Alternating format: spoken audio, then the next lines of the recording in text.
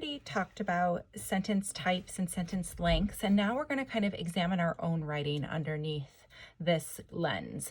So here I have my essay.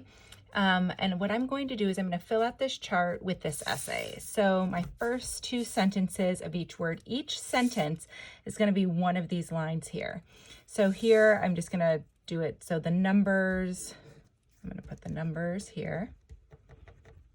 I struggled, 10,000, my first, it seemed, the less, could I, almost. So I kind of go through this just doing the first two words of each sentence. And what I'm looking for is really repetition. Sometimes you'll see as you go through your essay that you're repeating the same words or you're using the same transitions over and over. So go ahead and fill that part out. The next part we're going to talk to is sentence type. And sentence type refers to our simple, compound, complex, and complex compound sentence. This is difficult.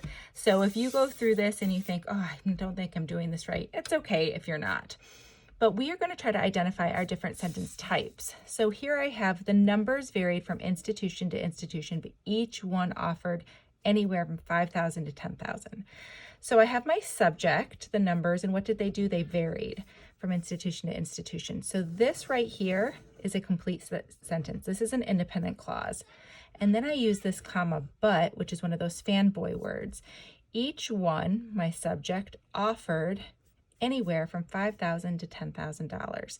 So here I have a compound sentence because I have two independent clauses joined by one of those fanboy words. So sentence type, I'm going to put compound. Is it a run-on? No. And then what's the number of words in this sentence? So I'm going to look and see 1, 2, 3, 4, 5, 6, 7, 8, 9, 10, 11, 12, 13, 14, 15, 16. I have 16 words. Is it awkward? No. When I read it out loud, it sounded okay. Then I'm going to go on to the next one. I struggled to wrap my head around those digits at first. This is just a simple sentence. All right, $10,000 for something I tossed out each month, question mark. So when you have questions, your subject and verb kind of switches sometimes.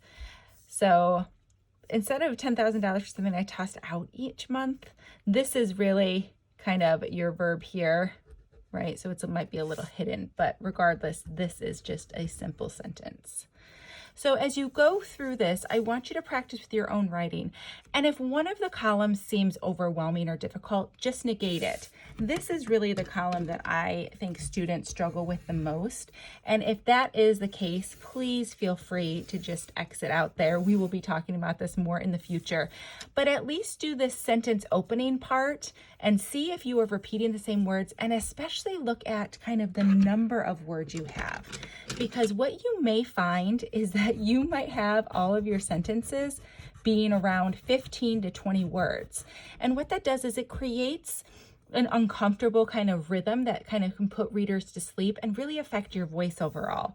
The sentence opening is also going to be very important because, again, that repetition can get very old to readers, and so we want to make sure it's varied enough to keep our readers' interest.